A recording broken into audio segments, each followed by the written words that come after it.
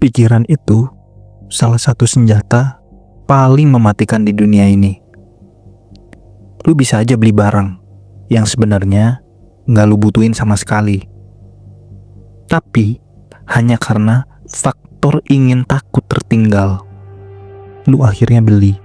Atau lu bisa aja melakukan kejahatan dengan alasan ini untuk kebaikan, tapi kebaikan subjektif tertentu.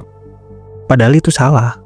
Atau bahkan lu bisa aja mengaku diri lu ini nabi, dukun, dan punya kemampuan spiritual. Karena sejak lama lu selalu diyakinkan bahwa lu itu sakti dan lu percaya. Padahal nyatanya lu itu manusia biasa. Itu semua adalah manipulasi, dan tidak lain dan tidak bukan berasal dari pikiran. Dan kalau lu sadar, kadang yang paling susah dilawan itu adalah isi kepala lu sendiri. Suara kecil yang selalu bilang, lu gak mampu, ngapain coba-coba. Udahlah, realistis aja, lu miskin.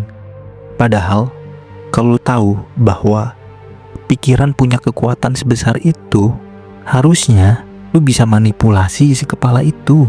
Bukan orang lain, tapi diri lu sendiri. Hidup lu bisa berubah lebih cepat dari yang lu kira.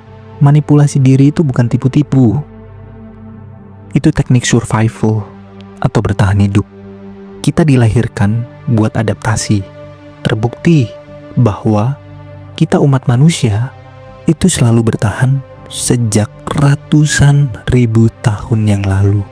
Kita telah melalui banyak bencana, penyakit, dan halangan berat lain. Tapi justru kita itu terus ada dan bahkan bertambah.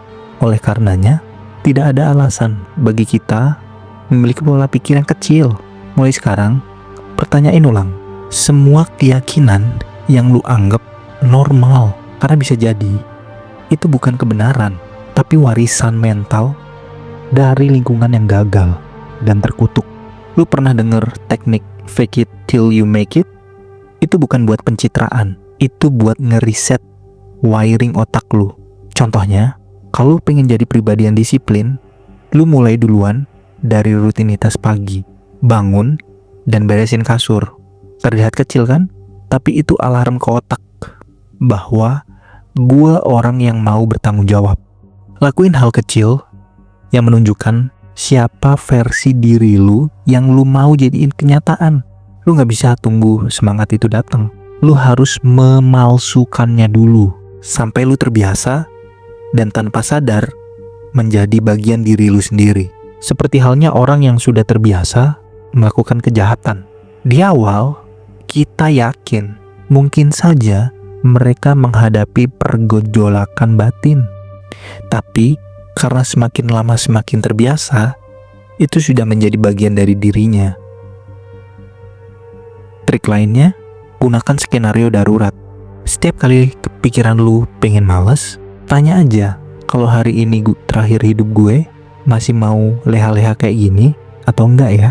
Otak lu langsung panik, dan dari situ action bisa muncul.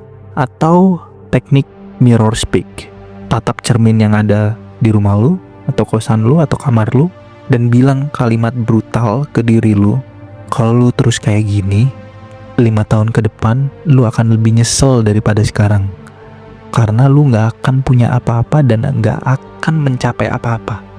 Kemudian bikin 2 daftar. 1, daftar konsekuensi kalau lu tetap di zona nyaman. Kedua, daftar kemungkinan terbaik kalau lu nekat berubah. Tempel dua-duanya di tempat yang sering lu lihat. Setiap hari itu jadi duel yang akan ngingetin lu siapa yang bakal menang, versi gagal lu atau versi diri lu yang ingin bertumbuh.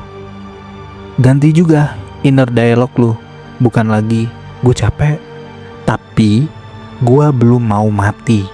Bukan gue gak mampu, tapi gue belum belajar. Ubah semua keluhan jadi komando, jadi instruksi.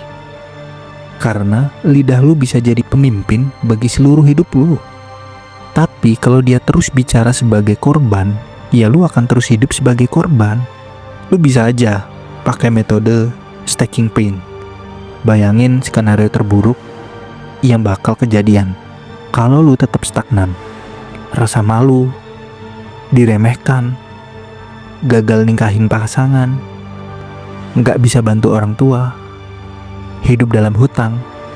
Bayangin itu, rasain, dan jadikan itu BBM buat nyalain bara aksi. Terakhir, sebelum lu tidur, ucapin ini dalam hati. Gue gak lagi pura-pura jadi kuat. Gue sedang melatih otak gue untuk bertahan hidup. Karena sejatinya gue itu manusia yang telah melalui fase kepunahan berkali-kali. Karena hidup bukan soal siapa yang paling kuat, tapi siapa yang paling siap memanipulasi pikirannya sendiri buat terus jalan meski remuk. Ini bicara soal daya tahan atau resiliensi. Bukannya siapa yang paling cepat menang, siapa yang paling cepat menjadi kuat dan lain sebagainya. Sukses sebelum tidur. Sampai jumpa di episode selanjutnya.